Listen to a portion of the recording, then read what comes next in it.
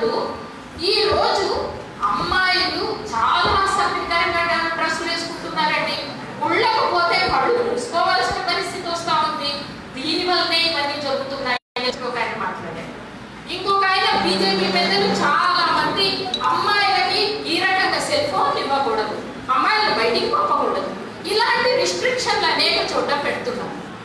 నేను ఒకటే అడుగుతున్నాను, పసి పిల్లల మీద అత్యాచారాలు జరుగుతున్నాయి, ఇళ్లలో లెటరింగ్లు లేదని బయటికి వెళ్ళిన ఆడవాళ్ళ మీద అత్యాచారాలు జరుగుతున్నాయి, 70-80 ఏళ్ల ముసలి వాళ్ళ మీద కూడా అత్యాచారాలు జరుగుతున్నాయి.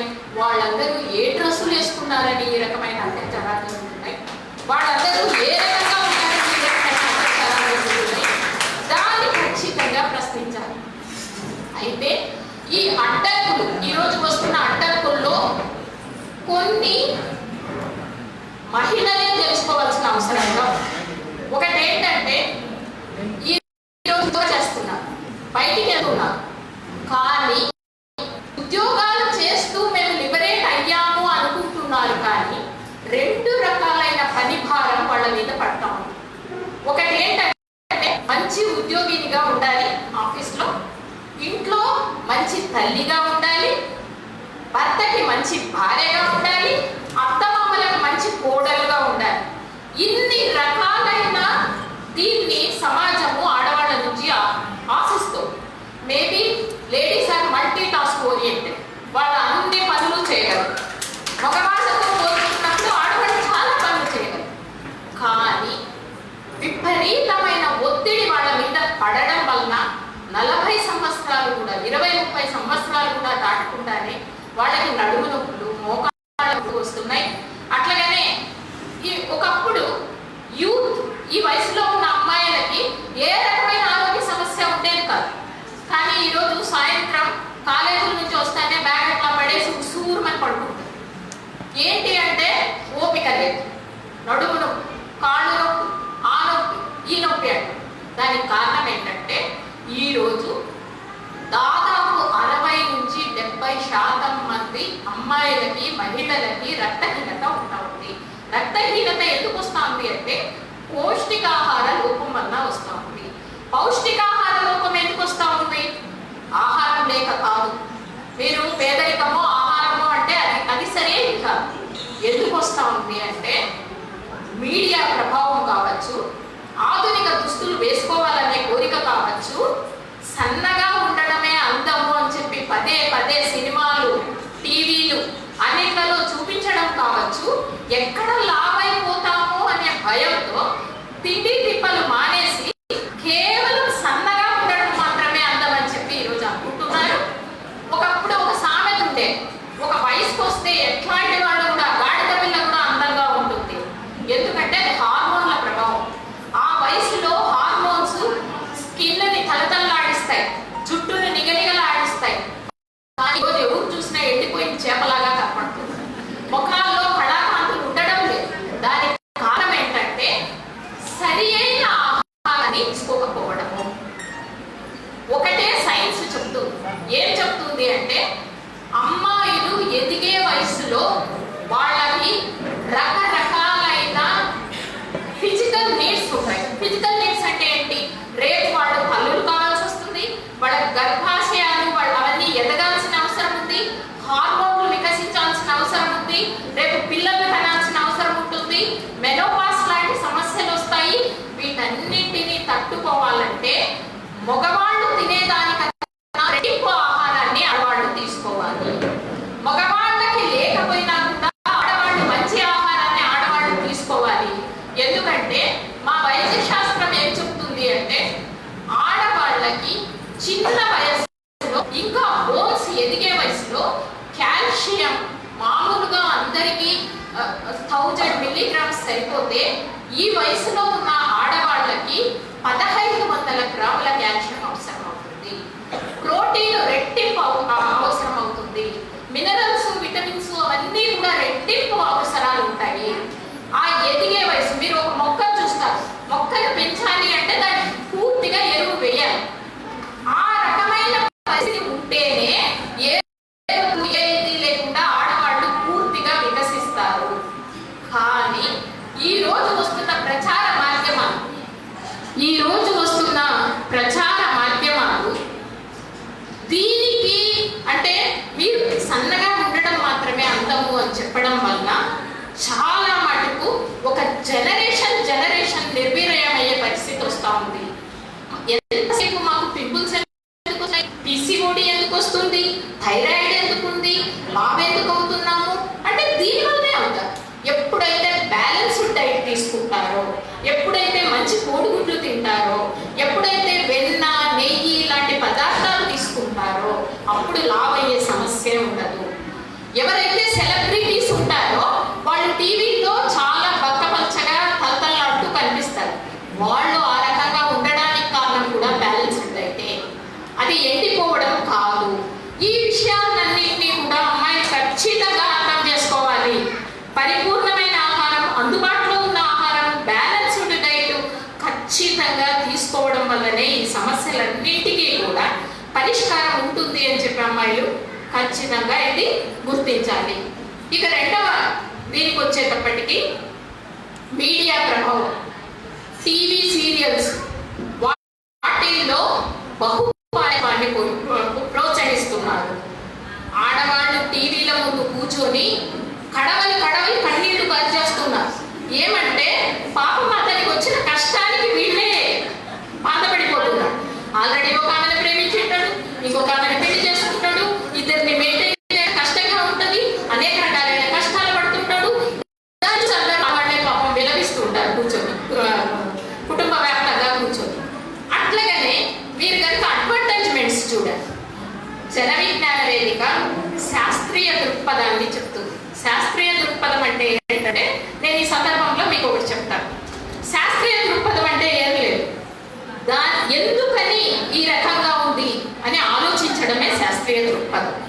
నేను ఒకసారి ఒక బస్ స్టాండ్కి వెళ్ళాను. ఇంకా బస్సు రావడం లేట్ అయింది. దాంతో నేనేం చేశానంటే అక్కడ ఒక వెయ్యి మిషన్ తిరుగుతూ ఉంది. అది చూసి దాంట్లో ఒక 5 రూపాయలు ఇస్తాను ఎక్కాను. దాంట్లో ఒక చిన్న చీటీ వచ్చింది, మీకు భవిష్యత్తులో మంచి రోజులు వస్తాయో ఏదో ఉంది. ఓహో అనుకొని అది తీసుకున్నాను. తర్వాత రెండోసారి ఎక్కాను. రెండోసారి మీకు అనారోగ్యం వచ్చే అవకాశం ఉంది అని వచ్చింది. సరే తీసేసాను. మూడోసారి నా సూట్ కేసు పెట్టాను. సూట్ కేసుని పెడితే దానికి కూడా ఒక ఇది వచ్చింది. అంటే గుడ్డిగా ఏ విషయాన్నైనా నమ్మకుండా అక్కడ ఆల్రెడీ కొన్ని స్లిప్పులు ర్యాండమ్గా దాంట్లో పెట్టి ఉంటాయి.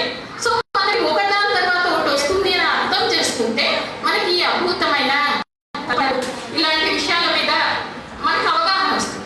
అంతేగాని దానిలో కొట్టకపోతే మీరు ఒకే విషయం ఆలోచించండి. ఇప్పుడు హాట్గా ఉంది శబరిమల ఇష్యూ. శబరిమలలో ఏమని చెప్తున్నారు, ఆడవాళ్ళు సుప్రీంకోర్టు ప్రజలందరికీ ఆడవాళ్ళు మగవాళ్ళు కులము ప్రాతిపదిక లేకుండా అందరికీ కూడా దేవాలయాల్లో ఎంట్రీ ఉండాలని సుప్రీంకోర్టు ఇచ్చింది. దాని ప్రకారం ఆ గవర్నమెంట్ ఆడవాళ్ళకు కూడా ఎంట్రీ ఇచ్చింది. దాంతో పాపం ఇద్దరు క్యూరియాసిటీతో వెళ్ళారు. ఆ వెళ్ళి వచ్చిన ఆమెని వాళ్ళ భర్త వెళ్ళేశాడు. పిల్లలను తీసుకొని అతను వెళ్ళిపో అన్నాడు. అత్త కట్టితో కొట్టి ఆమెకి కుట్లు పడ్డాయి. ఎందుకు జరుగుతాం?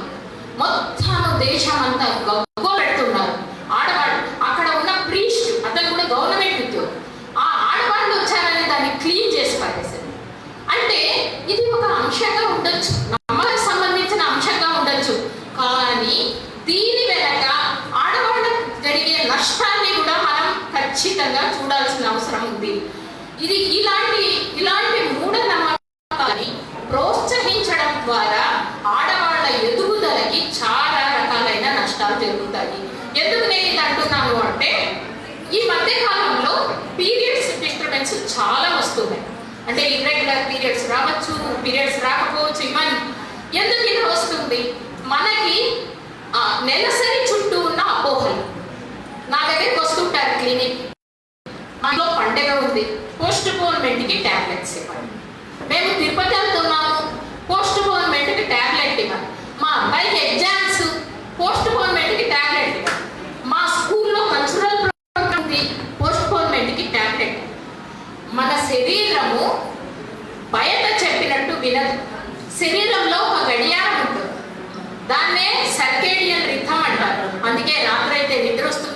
పగలొస్తే నిద్రలేస్తాము, దాని టైంకు పీరియడ్స్ వస్తాయి. ఈ రకంగా ఒక స్వాభావికమైన లక్షణాలు శరీరానికి ఉంటాయి. దాన్ని ఎప్పుడైతే మనం తలకిందులు చేస్తామో ఈ నమ్మకాలతో, అది పర్మనెంట్గా హార్మోన్లని కన్ఫ్యూజ్ చేయడం ద్వారా భవిష్యత్తులో నష్టం జరుగుతుంది. దాని వల్లనే నేను పుస్తకం రాశాను, ఎదిగే ఆడపిల్ల ఏం తెలుసుకోవాలి అనేది. ఒకప్పుడు సైన్స్ డెవలప్ కానప్పుడు, ఒకప్పుడు అనేక విషయాలు తెలియనప్పుడు, ఓహో ఇదేదో మైల, ఇదేదో చెడు, ఇదేం చేస్తుందో అనే భయంతో కొన్ని అంశాలని ఆ రోజుల్లో పెట్టారు. ఈరోజు సైన్స్ అన్నింటినీ విప్పి చెప్తాం. ఈరోజు శరీరాలనే సృష్టిస్తున్నాం.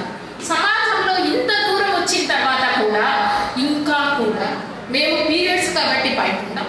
లేకపోతే నేను ఆ బుక్లో రాశాను, ఊరగాయలు ముట్టుకోకూడదు, లేకపోతే చెట్టును ముట్టుకుంటే వాడిపోతుంది, మసీదులకు పోకూడదు, గుళ్ళకు పోకూడదు. అంటే ఏదైనా ఒక శరీరము ఆరోగ్యంగా ఉంది అంటే దానికి ఉదాహరణ నెలసరి. దాన్ని ఎప్పుడో పాత కాలాల్లో ఏ అవగాహన లేని రోజుల్లో తీసుకుని దాన్ని ఈ రోజు దాన్ని మూఢనమ్మకాల కింద ఎత్తి ఆడవాళ్ళ ఆరోగ్యాన్ని ఘనంగా పెడుతున్నారు. దీనికి దాని గురించి ఖచ్చితంగా ఆలోచించాల్సిన అవసరం ఉంది. అందుకనే అట్లాగనే నేను ఏమంటే, నమ్మకాలు మంచివే, కానీ మతంలో ఆడవాళ్ళను కించపరిచే రకంగా ఉన్న అంశాలు, ఆడవాళ్ళ ఆరోగ్యానికి హాని కలిగించే ఉన్న లక్షణాలు ఒకప్పుడు ఏర్పాటు చేసి ఉండొచ్చు. కానీ ఈ రోజు మనం వాటిని మార్చాల్సిన అవసరం ఉంది. పండుగలను ఆధునీకరించాలి, మతాన్ని ఆధునీకరించాలి. అప్పుడే మన కుటుంబంతో ఆడవాళ్ళు మగవాళ్ళు అందరూ కలిసి వాటిని సెలబ్రేట్ చేసుకోగలిగిన పరిస్థితి ఉంటుంది. కానీ ఎప్పుడో ఏదో చెప్పారని నన్ను ఒక టీవీ ఛానల్ డిస్కషన్ పిలిచారు, శబరిమల ఇష్యూ. నేను అసలు పీరియడ్స్ ఏంటి, సైన్స్ ఏం చెప్తుంది, మీరు ఏం చేస్తున్నారు అనే అంశాలు ఒక భక్తి ఛానల్ అనుకుంటా. దాంట్లో నేను ఈ విషయాన్ని నేను మాట్లాడాను. అప్పుడు ఒక ఆయన, ఒక చాలసుడు అక్కడ కూర్చొని నాతో వాటించాడు. నేనేం చెప్తున్నానంటే, ఇది ఎప్పటి నుంచో పెట్టారండి, ఇవి మన పూర్వకాలం తెచ్చి పెట్టారండి అని మాట్లాడుతున్నారు. నేను ఒకటే అన్నా, మన పూర్వీకులు సతీ సహగమనాన్ని తెచ్చిపెట్టారు. మగవాళ్ళు చచ్చిపోతే ఆడవాళ్ళని కూడా అందులో తెచ్చి చితిలో వేసేసారు. మరి ఎంతో పెద్దలు ఈరోజు వితంతువులు వివాహం చేసుకోవచ్చని వాళ్ళ జీవితాలను పడంగా పెట్టారు. ఎవరో ఒకరు ఎక్కడో ఒక దగ్గర జాడలు వేస్తేనే దారి ఏర్పడుతుంది.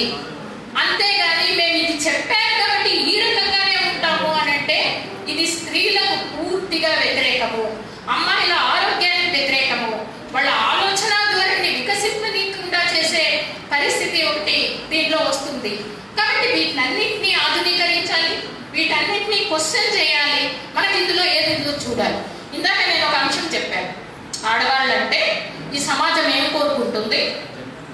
సినిమాల్లో కూడా అంటే ఈరోజు మాట్లాడుతున్నారు, అబ్బా ఈ మధ్యకాలంలో డైవర్స్ చాలా ఎక్కువైపోయినాయండి, అమ్మాయిలే అబ్బాయిల కన్నా చాలా అధ్వానంగా తయారవుతున్నారు, అబ్బాయిలే చాలా చక్కగా ఉంటున్నారు, ఈ అమ్మాయిలు భరించడం చాలా కష్టం అని చెప్పి చాలా మంది కుటుంబాల్లో మాట్లాడుతున్నారు.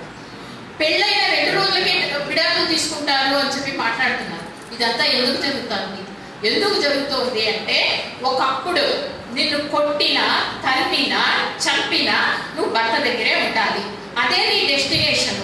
చంపితే వాడి చేతిలో చచ్చిపో, స్వర్గానికి పోతావు అనే బోధనలు ఆ రోజులు విన్నారు. ఈ రోజు అమ్మాయిల్ని అబ్బాయిలతో సమానంగా చదివిస్తున్నారు, అబ్బాయిలతో సమానంగా ప్రతి విషయాన్ని అమ్మాయిలు అర్థం చేసుకుంటున్నారు. ఈ ప్రపంచం ఏంటి అనేది వాళ్ళ దృక్పథాన్ని అర్థం చేసుకుంటున్నారు. అమ్మాయిలకు కూడా పొద్దునవుతానే అమ్మలు టీ చేసిస్తున్నారు, కానీ నువ్వు లోపల పోయి చేసుకోపో అని చెప్పి అనడం లేదు. మేబీ వాళ్ళు ట్యూషన్లకు పోవాలా, చదువుకోవాలా అనేటిలో అమ్మాయిలను కూడా సమానంగా చూస్తున్నారు. కానీ పెళ్ళైన మరుసటి రోజు నుంచి అబ్బాయిలు ఏం ఎక్స్పెక్ట్ చేస్తున్నారంటే, సినిమాల్లో హీరోయిన్ చాలా అందంగా చాలా చక్కగా ఉంటుంది, కానీ పెళ్ళైన వెంటనే అదేదో తలకి స్నానం చేసుకొని చుట్టుకొని తులసి చెట్టు చుట్టూ తిరుగుకుంటూ భర్తకి టీ తీసుకొని వచ్చి ఇస్తుంది. ఇప్పుడు ఆధునిక అబ్బాయిలు ఇప్పుడు అదే రకంగా ఎక్స్పెక్ట్ చేస్తున్నారు. ఈ అమ్మాయి ఎంత చదువుకొని, ఇప్పుడు అమ్మాయికి మంట రాదు, అమ్మాయి చదువుకుంది, ఉదయం 6 గంటల నుంచి రాత్రి వరకు చదువుకొని వస్తుంది, కూడా వాళ్ళకి పని చెప్పారు. కానీ సడన్ గా పెళ్ళైపోయేటప్పటికీ ఈ అమ్మాయి అన్ని పనులు చేయాలి, లేకపోతే ఘర్షణ. ఆ అమ్మాయి అడుగుతుంది, అవును నువ్వు చేయొచ్చు కదా అంటారు. నువ్వు చేయొచ్చు కదా అంటానే అబ్బా అందరూ దాని గురించి మాట్లాడుకుంటారు. అసలు భూమి కంపించినట్టుగా కింద కదిలిపోతుంది. ఇంకా అప్పటి నుంచి మొదలైపోతుంది. అవును కదా, ఈ అమ్మాయి చదువుకుంది, ఈ అబ్బాయి చదువుకున్నారు, ఇద్దరు కలిసి పని చేయాలి కదా. నేర్చుకుంటే ఇంటర్నెట్ పెట్టుకోండి, ఇద్దరు నేర్చుకోండి, ఇద్దరు చదువుకో చేయండి అని కనుక ఆ తల్లిదండ్రులు చెప్పితే ఇది వేరుగా ఉంటుంది. ఆహా ఇంత పొగరా, ఇంత గర్వమా, ఈ రోజే ఇట్లా మాట్లాడితే ఏమైపోయింది. ఇదంతా చెప్పడం వల్ల ఒకే గుడ్ బై నువ్వు అనే అమ్మాయి కూడా అంట. ఇది ఏదో జరిగిపోతుంది, విపరీతం జరిగిపోతుంది అంటే ఇది సంతి యుగం. అమ్మాయిలు అన్ని రంగాల్లో ముందుకు వస్తున్నారు. ఆ క్రమంలోనే ఒక ఘర్షణ జరుగుతుంది. ఘర్షణ ఎప్పుడు అసమానతంగా ఉన్నప్పుడు ఇదే రకంగా ఉంటుంది. కానీ అబ్బాయిల వైపు నుంచి మార్పు వచ్చి ఎప్పుడైతే ఉంటుందో ఇది మరింత సుఖవంతంగా తయారైంది. మేబీ భవిష్యత్తు ఈ రకంగా తయారయ్యే అవకాశాలు ఖచ్చితంగా ముందున ఉంటున్నాయి. కాబట్టి దీన్ని క్వశ్చన్ చేయాల్సిన అవసరం లేదు, ఏదో జరిగిపోతుందని బాధపడాల్సిన అవసరం లేదు. ఇలాంటి విషయాల్ని ప్రోత్సహించాలి. ఇంకోటి ఏమంటే మూఢనమ్మకాలు, విపరీతమైన మూఢనమ్మకాలు. జన విజ్ఞాన వేదిక వీటిని పూర్తిగా ప్రజల్లో ప్రచారం చేస్తాం. ఎందుకు ప్రచారం చేస్తా ఉంది అంటే మా కొలీగ్ ఒక అమ్మాయి, దీనికి చదువు అవసరం లేదు, బాగా ఉన్నత స్థాయిలో ఉన్న మహిళలు కూడా మూఢనమ్మకాల బారిన పడుతున్నారు. మా కొలీగ్ అమ్మాయి ప్రొఫెసర్ సడన్ గా నేను లీవ్ పెడుతున్నాను అని చెప్పి. ఎందుకు పెడుతున్నాము అంటే మా అత్త పోవద్దనేది గ్రహణం, ఇంట్లో ఉండాలంట, నేను ప్రెగ్నెంట్ అని చెప్పి. అదేంటి నువ్వు ఇంత వైద్యాన్ని చదువుకున్నావు, ఇన్ని రకాలుగా ఉన్నావు, మరి నువ్వు అంటే అదంతే, మా అత్త ఒప్పుకోదు, నేను రేపు బయటికి రాకూడదు, తలుపులన్నీ వేసేసుకొని ఏదో గడికలు అవి ఇవి వేసేసుకొని ఇంట్లో కూర్చుంటాము అనే పరిస్థితి. అంటే ఆధునిక మహిళలైనా కూడా ఈ మూఢనమ్మకాల బారిన అంటే లాజిక్ లేదు, ఎందుకని క్వశ్చన్ లేదు, పాటించాలి. ఏముందో ఉంటే పోలే, కానీ ఉంటే పోలే అనే దాని నుంచినే సమాజం వెనక్కెళ్ళిపోతూ వస్తుంది.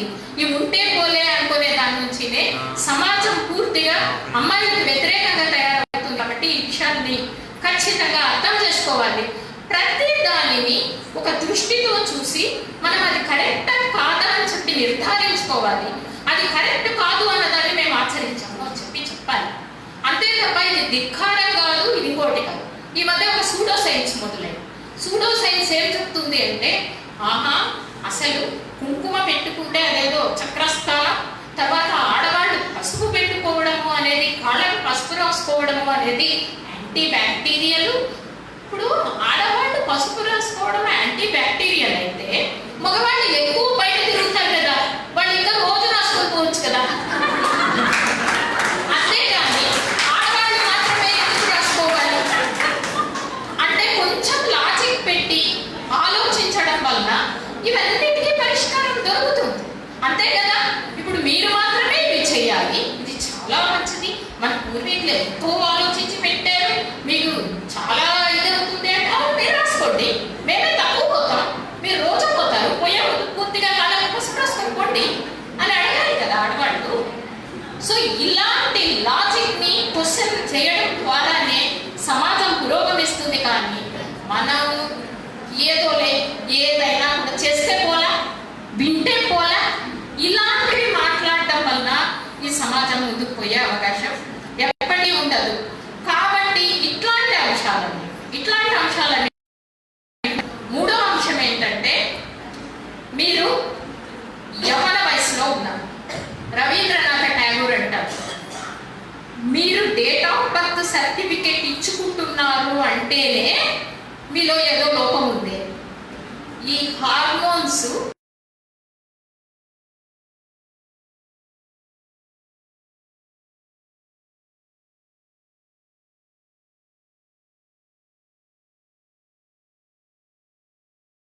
కిరిపిరి చేస్తాయి. ఆ వయసులో ఎవరైనా కొంచెం మంచిగా మాట్లాడితే వాళ్ళ పట్ల ఆకర్షణ పెరుగుతుంది. కానీ ఆ ఆకర్షణని అర్థం చేసుకోకపోతే భవిష్యత్ అక్కట్లో నాశనం అయిపోతుంది. ఎందుకని నేను చెప్తున్నాను అంటే చాలా మంది అమ్మాయిలు ఈ ప్రేమ పేరు మీద 8వ తరగతిలో 9వ తరగతిలోనో, అది తప్పేం కాదు, ప్రేమించడం చాలా మంచి అంశం. కానీ ఆ ఆకర్షణ గురి కావడం వల్ల తల్లిదండ్రులను వాళ్ళు తీసుకొని వచ్చి ఇది ఎక్కడ వాళ్ళకి చెడ్డ పేరు చేస్తుందో అని ఎవరినో నన్ను తీసుకొని వచ్చి పెళ్లి చేయడం.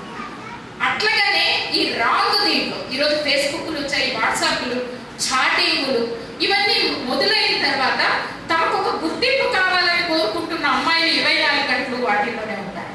ఆ దీంట్లో పడి ప్రేమ అని అనుకుంటున్నారు. ఆ ప్రేమలో పడిన తర్వాత నా క్లినిక్స్కి వస్తుంటే కొంతమంది నాకు చాలా బాధగా ఉంటుంది. ఎంత చక్కగా అమ్మాయిలు ఉంటున్నారు, సినిమా హీరోయిన్ లాగా ఉంటున్నారు. అప్పటికే 2 పిల్లలను కానీ భర్త 1 సంవత్సరం వరకు బాగానే ఏదో అట్లా ఉండి దాని తర్వాత విపరీతంగా హింసిస్తుంటే అటు తల్లిదండ్రుల వైపు పోలేక చదువు ఏమీ రాక మధ్యలో ఆపేసి నేనన్నా ఇప్పుడైనా చదువుకుంటామా అంటే ఇప్పుడు ఎలా చదువుకుంటాం మేడం, 2 చిన్న పిల్లలు, నేను ఇళ్లలో పనో వంటో తప్ప ఇంకోటి చేయలేదు, నీకు ఎన్ని మార్క్స్ వచ్చాయమ్మా 10th అంటే నాకు 80% మార్కులు వచ్చాయి మేడం, కానీ నేను ఇతన్ని నమ్మి ఇతని వెంట వచ్చేసాను. మొదట్లో నాకు స్వర్గంగా కనిపించింది, కానీ దాని తర్వాత ఇది మా పరిస్థితి ఈ రకంగా తయారైంది. అమ్మాయికి వేసుకోవడానికి సరి అయిన డ్రెస్ కూడా ఆ రకమైన పరిస్థితుల్లో ఒకటే మీరు అర్థం చేసుకోండి, ఎప్పుడైనా కూడా ఆడవాళ్ళు తమ కాళ్ళ మీద తాము నిలబడి ఈ సమాజంలో తమకంటూ ఒక స్థానం ఏర్పరచుకుంటేనే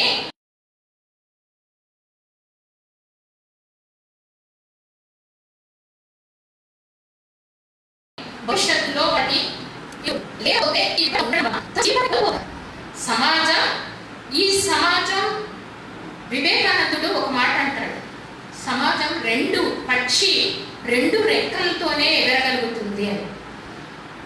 ఎంతో మంది అమ్మాయిలు ప్రేమ పేరు మీద లేకపోతే బలవంతమైన దాడులు, మీరు మమ్మల్ని ప్రేమించి కాదంటారా అని చెప్పి యాసిడ్ పోస్తామని వాళ్ళు, లేదా ఇళ్ళకి వెళ్ళిన తర్వాత అత్తమామల హెరాస్మెంట్లు, వీటన్నింటికి గురై తమకున్న శక్తి రెక్కలు విచ్చుకొని ఈ సమాజంలో వాళ్ళు ఒక సిగ్నేచర్ వేసే శక్తిని కోల్పోతున్నారు. కాబట్టి ఆకర్షణ ఏంటి, ప్రేమించడం మంచిది, చాలా మంచి లక్షణం. ఎందుకంటే ప్రేమించని వాళ్ళకే హార్మోన్స్ ఉన్నట్టు కాదు, ప్రేమ మంచిదే, కానీ ఆ ప్రేమను అర్థం చేసుకొని ఓకే మనం ప్రేమించుకుందాం, కానీ ఎప్పుడు మన చదువులు అయిపోయిన తర్వాత, నీకు నాకు ఉద్యోగాలు వచ్చిన తర్వాత, మనం ఒక దీని మీద నిలబడిన తర్వాత అప్పుడు చేద్దాము అని చెప్పి దాన్ని పోస్ట్పోన్ చేస్తే ఆ అమ్మాయిల భవిష్యత్తు తీర్చిదిద్దబడుతుంది. కానీ తాత్కాలికమైన అట్రాక్షన్లకు లోనై సినిమాల ప్రభావం, సినిమాలు ఎలా ఉంటాయి అంటే సినిమాలు ఈరోజు హీరోయిజం అంటే ఏంటి అంటే ఒక అమ్మాయి వెంటబడి వేధించి అమ్మాయి ఏం చదువుకుంటుందో మనకు తెలియదు, ఆ అమ్మాయి ప్రేమ ఒకటే చూపిస్తారు, దానికి ఒక హీరో, ఆ అమ్మాయి వాడు చదువు రానివాడైనా ఆటో నడుపుకునేవాడైనా ఎవరైనా కూడా వాడు వెంటబడి వేధించి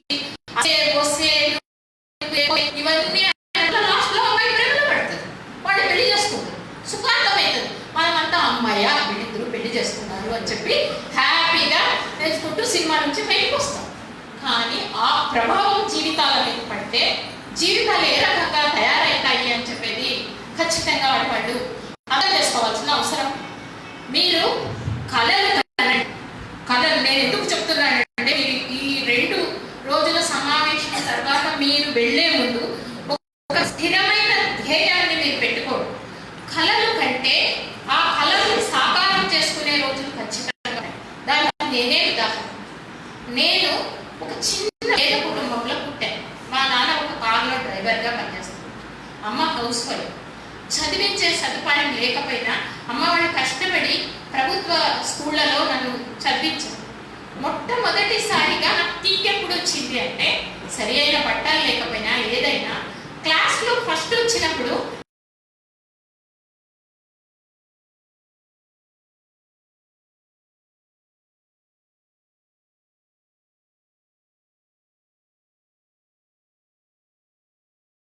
టీచర్ అభినందించినప్పుడు ఓహో చదువుకుంటే ప్రతి క్లాస్ లో లీడర్ గా ఎదిగాను. నాకు 10th తర్వాత నేను డాక్టర్ కావాలి అనిపించింది. డాక్టర్ కావాలి అని అనుకుంటే ఇంటర్మీడియట్ లో కూడా చదివించే స్తోమత లేదు.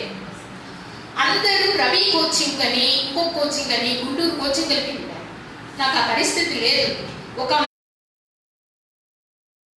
అమ్మాయి ఆల్రెడీ కోచింగ్కి వెళ్ళి తన మెటీరియల్ తెచ్చుకుంటే రాత్రి వెళ్ళి వాళ్ళ ఇంట్లో కూర్చొని ఆ మెటీరియల్ తీసుకొని చదువుకున్నాను. నాకు ఒకటే ధ్యేయం, డాక్టర్ కావాలి. ఎంట్రన్స్ రాశాను, కోచింగ్ పోలేదు, కేవలం చదువుకున్నాను. దీనికన్నా ముందు 7th క్లాస్లో నేను మ్యాథ్స్కి టీచర్ లేరు మా గవర్నమెంట్ స్కూల్. నేను అనంతపూర్లో చదువుకున్నాను. మ్యాథ్స్ తెలుగు టీచరు ఆ టైంకి వచ్చి చాలా రాగయుక్తంగా పాటలు పాడి పద్యాలు పాడి వెళ్ళిపోయేవాడు. సంవత్సరం అయిపోయింది, 7th క్లాస్ పబ్లిక్, కానీ నాకేమీ తెలియదు.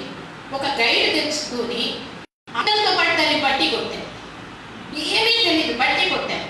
మొత్తం అన్నింటిలో 90% వచ్చి మ్యాథ్స్లో కేవలం పాస్ అయ్యాను. కానీ కాలేజ్ స్కూల్ ఫస్ట్ వచ్చాను. ఆ రోజు మెరిట్ స్కాలర్షిప్ వచ్చింది.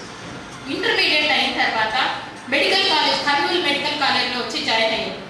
ఇక్కడ ఎవరైతే రాజా వెంకటరెడ్డి గారు డాక్టర్ వీళ్ళంతా ఉన్నారో వాళ్ళు మాకు సీనియర్. కాలేజ్లోకి ఎంటర్ అయినాక చాలా న్యూయత అనిపించింది. ఎందుకంటే అప్పటి వరకు నేను కాళ్ళకి చెప్పులు వేసుకోలేదు. నాకు తెలియదు అసలు స్లిప్పర్లు ఉంటాయని, కాళ్ళకి చెప్పులు వేసుకుంటారని, ఇవన్నీ తెలియదు. అట్లనే మొరటిగా పోతే అందరూ కొంచెం చీర్కరించుకున్నట్టుగా ఇది చేశారు. మంచి బట్టలు లేవు.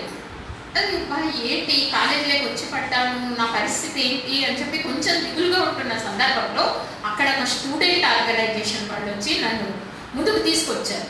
నువ్వు ఈ పుస్తకాలు చదువు అని చెప్పించారు. అదొక అద్భుతమైన సాహిత్యం. ఫస్ట్ నాకు కొడవలిగంటి కుటుంబరావు చదువు అనే పుస్తకాన్ని సునీత గారి హస్బెండ్ డాక్టర్ ఉన్నారు, ఆయన తెచ్చి ఇచ్చారు. దాన్ని నేను చదివాను, ఆయన మాకు సీనియర్. తర్వాత చిన్న చిన్నగా ఆ స్టూడెంట్ ఆర్గనైజేషన్లో నేను ఇన్వాల్వ్ అయ్యాను. అక్కడ ఓహో ఇవన్నీ పేదరికం కాదు, ఇవేమీ కాదు, మనము సమాజం కోసం మనలాంటి చాలా మంది కోసం పనిచేయాలి. ఒకవైపు క్లాసులకు వెళ్తూ ఇంకొక వైపు బయట సమాజంలో కూడా ఆర్గనైజ్ చేయడం నేను మొదలుపెట్టాను. దాంతో కర్నూలు మెడికల్ కాలేజ్ నుంచి పాస్ అయ్యి బయటకు వచ్చాను డాక్టర్గా. వచ్చిన తర్వాత అందరూ పీజీకి చదువుకోవాలి అంటే మళ్ళీ ఎంట్రన్స్ రాస్తారు. కానీ నాకు అప్పుడు కూడా అంత స్తోమత లేదు. ఆ సందర్భంలో నేను వెళ్ళి రామచంద్రారెడ్డి హాస్పిటల్లో జాయిన్ అయ్యాను. ట్రైనింగ్ 3 సంవత్సరాలు పీజీ చదువుకోలేక ఇక్కడికి జాయిన్ అయ్యాను. అప్పుడు అక్కడ సారా ఉద్యమం నడుస్తాం. నేను చూడడానికి వెళ్ళాను, ఒక సాయిపేట అనే ఊరికి వెళ్ళాను. అక్కడ వెళ్ళిన తర్వాత నాకు అద్భుతం అనిపించింది. అప్పటి వరకు జన విజ్ఞాన వేదిక ఒక అక్షర సత్య కార్యక్రమాన్ని అక్కడ నడిపింది. దాంట్లో ఆ అమ్మాయిల్లోనే కొద్దో గొప్ప చదువుకున్న వాళ్ళు వాళ్ళ తల్లిదండ్రులకి రాత్రి పూట ఏదో గొడ్ల సావడంలో ఎక్కడో పెట్టి చదువు చెప్పడం అనేది చేస్తున్నారు. అది అయిపోయిన తర్వాత పోస్ట్ లిటరసీ కార్యక్రమంలో వాళ్ళు ఒక కథ చదివారు, ఈ సారని మనం తరమేయచ్చు. దాంతో అది అందరూ కలిసి ఊర్లో దీని నుంచే మనకు అనేక కష్టాలు వస్తున్నాయి, మగాళ్ళు తాగొచ్చి చితగబారుతున్నారు, కాబట్టి మనం దీన్ని ఎలాగైనా పోగొట్టాలి అని చెప్పి ఒక ఊర్లో వాళ్ళు వెళ్ళి సారైనంతా పోపించేసి కళ్ళునంతా వాళ్ళు కూలీలు చేసుకునే ఎస్సీ ఎస్టీ మెంటల్ అది ఒక జిల్లా స్ప్రెడ్ అయిపోయి మొత్తం వచ్చింది. ఆ సందర్భంలో నేను అప్పుడే జాయిన్ అయ్యాను. దీన్ని వదిలేసి మొత్తం దీంట్లోకి వెళ్ళిపోయాను. యంగ్ డాక్టర్గా నాకు అనిపించింది వెళ్ళిపోదాం అందులోకి వెళ్ళిపోయాను. రాత్రి పగళ్ళు ఆ మహిళల మధ్య నేను తిరిగాను. ఎస్సీ ఎస్టీ కాలనీస్లో నేను ఉన్నాను. దాదాపు అప్పటి వరకు నాకు స్టేజ్ ఎక్కితేనే ఒక రకమైన భయము కొడుకు వచ్చేది. అక్కడ మహిళలు వాళ్ళు ఏం కష్టాలు పడుతున్నారో వచ్చి ఒకటే చెప్పేవారు. దాని మీద నేను ఇంకొక మీటింగ్లో చెప్పాను. దాదాపు 180 మీటింగుల్లో నేను మాట్లాడటం నేనేనా మాట్లాడతాను అని చెప్పి మాట్లాడగలిగాను. తడ నుంచి నెల్లూరు దాకా పాదయాత్ర చేశాను 180 కిలోమీటర్లు అందరితో కలిసి. ఈ రకంగా నాకు అప్పుడు ప్రపంచం అంటే ఏంటి, సమాజం అంటే ఏంటి, మనుషుల కష్టాలు ఏంటి, మనము ఈ సమాజంలో ఒక స్థానాన్ని ఏర్పరచుకోవాలంటే కేవలం డాక్టర్ కావడం కాదు, దాంతోపాటు సమాజాన్ని అధ్యయనం చేయాలి, అనేక మంది కష్టాలు ఎందుకున్నాయో తెలుసుకొని వాటిల్లో మనం కూడా లీడర్లుగా కనుక వెళ్ళితే ఈ మొత్తాన్ని దీన్ని మార్చవచ్చు. ముందు మనల్ని మనం మార్చుకోవచ్చు, దాని తర్వాత సమాజాన్ని మార్చుకోవచ్చు అనే విషయం నాకు అర్థమే. అక్కడ 3 సంవత్సరాలు చేసిన తర్వాత మళ్ళీ వచ్చి గాంధీ మెడికల్ కాలేజ్లో చేరాను. అక్కడ మళ్ళీ ఎండీ చేసి నేను ప్రొఫెసర్ అయ్యాను. ఈరోజు ఒక పెద్ద డిపార్ట్మెంట్కి హెడ్గా ఉన్నాను.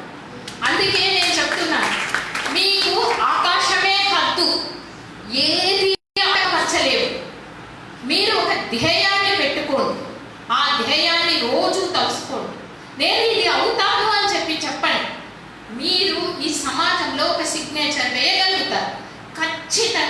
భవిష్యత్తు మీదే అవుతుంది. అంతేగాని ఈరోజు డ్రెస్సులు ఏం వేసుకుంటున్నాం, లేకపోతే మనం ఫ్యాషన్లు ఏం చేస్తాం, ఉండొచ్చు, ఫ్యాషన్లు ఉండొచ్చు, ఇవన్నీ ఉండొచ్చు. దాంతోపాటు ఒక గోడ తగిలించుకోండి, మీరు ఏం కావాలనుకుంటున్నారు, నిద్ర లేయగానే దాన్ని చూడండి, చూసి దాన్ని సాకారం చేసుకోవడానికి ముందు కావాలి. మేబీ ఒక టీచర్ కావచ్చు, మేబీ ఒక రాజకీయ నాయకులు కావచ్చు, మేబీ ఒక లీడర్ కావచ్చు, మేబీ ఒక కండక్టర్ కావచ్చు, అన్నీ మంచివే. కానీ ఒక ఉద్దేశం పెట్టుకొని మన భవిష్యత్తు ఏంటి అని ఆలోచించినప్పుడు మాత్రమే ఇవన్నీ కూడా ఖచ్చితంగా సాకారం అవుతాయి అనేది నేనే ఉదాహరణగా ఉన్నాను. కాబట్టి మీరు ఈ అంశాలను అర్థం చేసుకోవాలని చెప్పి చెప్తున్నాను. ఇంకొకటి, ఆడవాళ్ళ పని భారం మీద కూడా నేను మాట్లాడదలుచుకున్నాను. ఈరోజు ఆడవాళ్ళు ఒక రకమైన అదేమంటారు, ఒక తాడు మీద పోతుంటారు చూడండి, ఆ రకమైన ఎక్సర్సైజ్ చేస్తున్నారు. ఉదయం లేయడం 4 గంటలు. మీకు ఈ అంశాన్ని చెప్తాను, ఒక అంశాన్ని చెప్తాను. నేను ఈ మధ్య కాలంలో ఈ ఇంటర్నేషనల్ ఉమెన్స్ డే సందర్భంగా టీచర్స్ అంతా ఒక 500 మంది టీచర్స్ కలిసి తెలంగాణ రాష్ట్రంలో జనగాంలో మీటింగ్ ఏర్పాటు చేశారు. నేను ఆ మీటింగ్కి స్పీకర్గా వెళ్ళాను, ఈ రకంగానే వెళ్ళాను. మీటింగ్ అయిపోయిన తర్వాత సాయంత్రం 5 గంటలకి ట్రైన్ ఎక్కాలి. అక్కడ నుంచి హైదరాబాద్ రావడానికి ట్రైన్ ఎక్కాలి. ఆ మధ్యలో నేను ఆ వచ్చిన టీచర్లందరూ కూడా ట్రైన్ కోసం వెయిట్ చేస్తున్నాను. ఈలోగా వాళ్ళందరూ కూడా చకచక వాళ్ళ బ్యాగుల్లో నుంచి చిన్న నైఫ్లు తీసి అక్కడ వస్తూ కూరగాయలన్నీ తెచ్చుకున్నారు. అన్నీ చకచక కట్ చేసుకున్నారు, అన్ని ప్యాకెట్లలో సర్దుకొని బ్యాగుల్లో పెట్టేసుకున్నారు. ఏంటి ఇది అని అడిగారు. మేడం, మేము ఉదయం 4కో 5కో బయలుదేరితేనే 7 గంటలకు పిల్లలకి వంట చేసి భర్తకి క్యారియర్ పెట్టి ఇదంతా చేసి మేము బయలుదేరుతాం. చాలా మటుకు మా జీవితం అంతా ఈ ట్రైనింగ్. మా పోలీస్ కొంతమంది అక్కడ తలుపు దగ్గర ఉంటారు, మేమేమన్నా లేట్ అయితే వాళ్ళు మమ్మల్ని లాక్కుంటారు. అట్లా మా డే మొదలవుతుంది. తర్వాత ఇప్పుడు ఇంటికి పోయేటప్పటికి 8 గంటలు అవుతుంది. ఈ 8 గంటల తర్వాత మేము అక్కడ వంట చేసుకోవాలి, పిల్లలకు చూసుకోవాలి, మళ్ళీ రేపటికి ప్రిపేర్ కావాలి. మాకు అలారం పెట్టుకుంటే సండే కూడా అలారం లేకపోయినా 4 గంటలు గుడ్డ గడగడాలని మెడక వచ్చేస్తాం. ఇది మా పరిస్థితి. ఇక పోనీ ఆదివారం వస్తుందా అంటే వీళ్ళు ఉద్యోగస్తులు ఎప్పుడు ఇంట్లో ఉంటారు, ఆదివారం ఉంటారని చెప్పి బంధువులు ఆలోచే ఇంటికి వచ్చేస్తారు. ఇది మా పరిస్థితి. అందుకని మాకు అసలు టైము అనేది లేదు, మేము గడియారంతో పాటు పరుగులు తీస్తున్నాము అని చెప్పి మహిళలు చెప్తున్నారు. ఈరోజు పిల్లలను పెంచడము అనేది మహిళల బాధ్యత. పిల్లలకు మార్కులు రాకపోతే తల్లి బాధ్యత. మంచి తల్లి కాదు, మంచి తల్లి అయితే వాళ్ళని ఐఐటిఎన్స్గా తయారు చేసే మంచి తల్లి. అట్లాగే ఇక ఉద్యోగస్తులైన మహిళల్లో అక్కడ అత్తమామలు ఏమంటారు, ఈ ఉద్యోగాలు చేసే మహిళలు ఎప్పుడూ కూడా వాళ్ళు ఇంట్లో ఉండరు, మా నెత్తిన వేసి పిల్లలు పోతారు వీళ్ళు అని మాట్లాడుతుంటారు.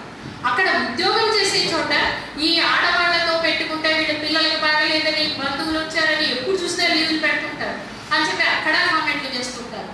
ఇన్ని రకాల విన్యాసాలు చేస్తూ కూడా తాను సొసైటీలో మంచి భార్య అనిపించుకోవాలి, మంచి ఉద్యోగిని అనిపించుకోవాలి, మంచి ఇది అనిపించుకోవాలి అని చెప్పి ప్రయత్నంలో వాళ్ళని వాళ్ళు కోల్పోతున్నారు. అందుకనే ఈరోజు అనేక రకాలైన జీవన శైలి వ్యాధులు, డయాబెటీస్ కావచ్చు, థైరాయిడ్ కావచ్చు, బీపీలు కావచ్చు, వీటి బారిన పడుతున్నారు. కాబట్టి మేము మంచి తల్లులుగా ఉండాల్సిన అవసరం లేదు, అది కుటుంబ బాధ్యత. కుటుంబంలో ఉన్న అందరి బాధ్యత పని పంపకం. ఒక కుటుంబము ఒక యూనిట్ ఉంది అంటే ఆ యూనిట్ లో ఎవరు చేసే పనులు వాళ్ళు అందరూ చేయగలగడం, ఆమె టీమ్ లీడర్గా ఉండడం మాత్రమే చేయాలి. కానీ మొత్తం తన భుజాల మీద వేసుకొని నేనే అన్ని పనులు చేస్తాను అంటే చివరికి అరిగిపోయి తరిగిపోయి మూలపడడం వల్ల ఈమెకి ఎప్పుడు చూసినా అది నొప్పి పడుతుంది, ఇది నొప్పి పడుతుంది, అదంటుంది, ఇదంటుంది. డాక్టర్ దగ్గరికి ఒక రోజు తీసుకోకపోతే అన్ని టెస్టులు చేసి ఏం లేదంటాడు, అయినా ఇవి అంటూనే ఉంటుంది. అంటే ఎంత కెపాసిటీ ఎంత ఉంటుంది. ఆహారం తక్కువ తీసుకోవడం, విపరీతమైన పని చేయడం, పని భారం. దీనివల్ల కూడా ఈ విషయాలన్నింటినీ కూడా అర్థం చేసుకోవాలి. ఒకటి, మానసికంగా ఆరోగ్యంగా ఉండాలి, శారీరకంగా ఆరోగ్యంగా ఉండాలి, మనసు స్థిరంగా ఉండాలి, భవిష్యత్తులో ఎలాంటి దీన్నైనా ఎదుర్కోగలిగిన కెపాసిటీని కలిగి ఉండాలి, తమకంటూ కొంత టైం మిగిలించుకోవాలి. ఇవన్నీ చేయాలి మాత్రమే ఇవన్నీ కూడా తెలుస్తాయి. ఇక ఇంకొక అంశం ఏమంటే, ఇది ఒకటి చెప్పింది కాదు, ఈ మధ్య కాలంలో కొన్ని చట్టాలు వచ్చాయి. ఆ చట్టాలని మనం ఏ రకంగా అర్థం చేసుకోవాలని చెప్తున్నాం. ఈ ఇన్ఫర్టిలిటీ లేక పిల్లలు లేకపోవడము అనేది పెద్ద సమస్యగా మారింది ఈ మధ్యకాలంలో. ఎందుకు సమస్యగా మారింది? పెళ్ళై 3 నెలలు కాకనే ఇంకా మా ఆమెకి ఏమీ కాలేదు, ఇంకా మా ఆమెకి ఏమీ కాలేదు.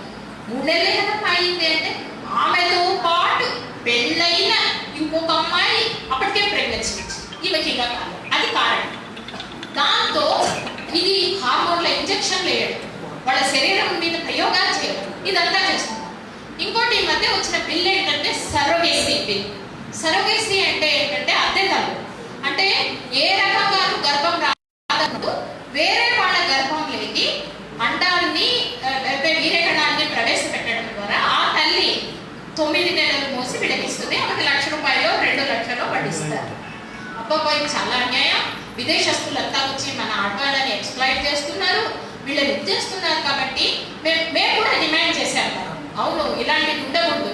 ఆ ఆడవాళ్ళని తీసుకుని వచ్చి హాస్టళ్లలో పెట్టి వాళ్ళ హార్మోన్ల ఇంజెక్షన్లు ఇచ్చి 9 నెలలు వాళ్ళ కుటుంబం నుంచి వాళ్ళని దూరం చేసి, వాళ్ళ పిల్లల నుంచి దూరం చేసి వాళ్ళ మీద ప్రయోగాలు చేస్తున్నారు. ఇది పేదరికం మీద చేస్తున్నారు. కాబట్టి తప్పు వచ్చింది మేము కూడా. కానీ చట్టం ఏం తీసుకుని వచ్చిందంటే, చట్టం ఒకటే చెప్పింది, సహజీవనం చేసే వాళ్ళకి లేదు. అట్లాగే ఒంటరి మహిళలకి అంటే మీ బంధువుల్లో ఎవరైనా ఇస్తే ఇది ఓకే, దాన్ని అల్యూట్రిక్ సర్వీసీ అంటారు, అది ఓకే. కానీ దాంట్లో క్లాజ్ ఏం పెట్టారంటే, మీరు ఒంటరి మహిళలు అయితే దానికి అర్హులు కాదు.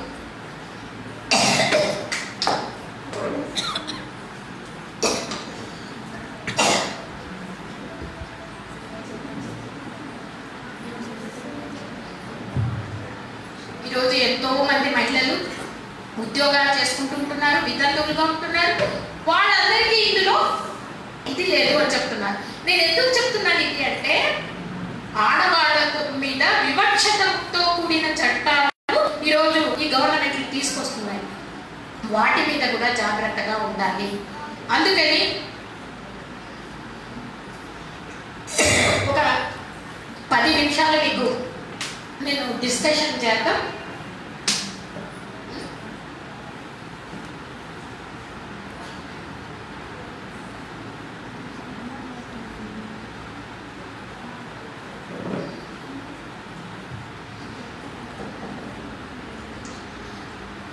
చాలా విషయాలు నేను కవర్ చేశాను. ఒకటే మీకు చెప్పబోతున్నాను.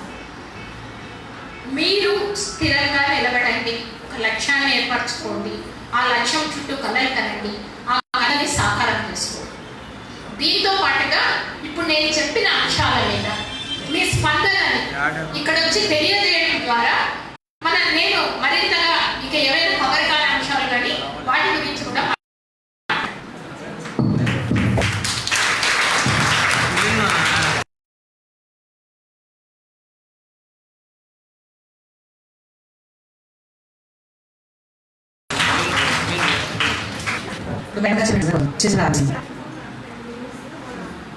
వీడియో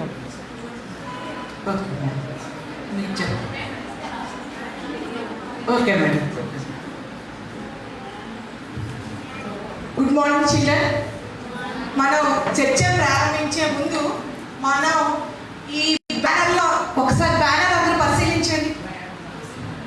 ఇందులో ఇప్పుడు మేడం చెప్పిన అంశం అయితే అక్కడ అమ్మాయి ఏం చూపిస్తుంది? ఆడపిల్లకి ఆకాశమే హద్దు అని చెప్తుంది. దానిపైన ఇంకా ఏంటో చూడండి, ఒక ఇలా బాక్స్ కట్టి ఉంది. Ask how. నేను దాని గురించి చెప్పాలనుకుంటున్నాను. ఇప్పుడు మీరు చాలా స్పీకర్స్ చూస్తుంటారు కదా, రమాదేవి మేడం మాట్లాడినప్పుడు మీకు ఒక విషయం అర్థం అవ్వాలి. ఎవరైనా స్పీకర్స్ ఇక్కడి నుంచి మాట్లాడతారు అంటే మనం ఆచరించకుండా ఎదుటి వాళ్ళకి చెప్తే మాటలు ఇక్కడి నుంచి వస్తాయి. కానీ మేడం ఎక్కడి నుంచి మాట్లాడతారు? మనం కూడా అంటే ఆవిడ మాట్లాడుతుంటే ఆ ప్లేస్లో మనం కూడా ఉన్నట్టుగా మనం ఫీల్ అవుతున్నాం. That is the real speaker అన్నమాట. అది మనం నేర్చుకోవాలి. అంటే ఎప్పుడు నేర్చుకోగలం? మనం ఆచరించిన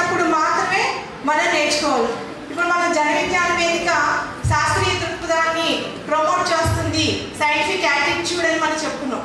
మేడం సైంటిఫిక్ యాటిట్యూడ్ గురించి చెప్పారు. మీ అందరూ కూడా ఈ క్లాస్ సైన్స్ టెక్స్ట్ బుక్ లో వాట్ ఈజ్ సైన్స్